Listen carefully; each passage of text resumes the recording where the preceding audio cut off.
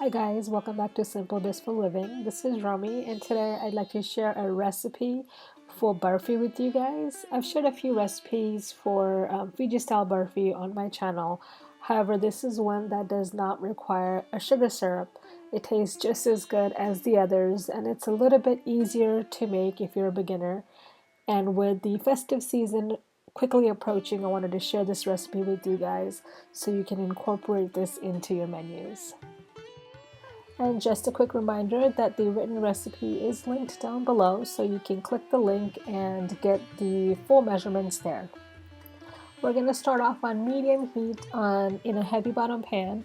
We're going to go in with our milk and with our butter. I'm using butter today, but you can use ghee as well, same quantity. We're going to wait until the butter is almost melted. Then we're going to go in with our sugar. I'm using organic cane sugar here, but any sugar will do. You want to make sure that it's completely melted, the sugar, before you add your full cream dry milk. Once that's added, you want to go in with your cardamom powder, and if you want to add nutmeg or any other spices, you would do so right here.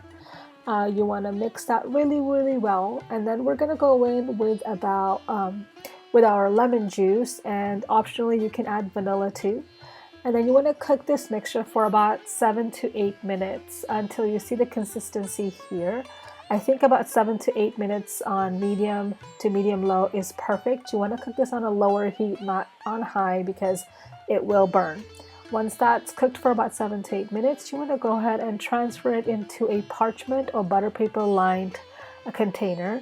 And you want to smooth it out, and then if you want, you can add your sprinkles, so hundreds and thousands, with my 4-year-old was helping with here.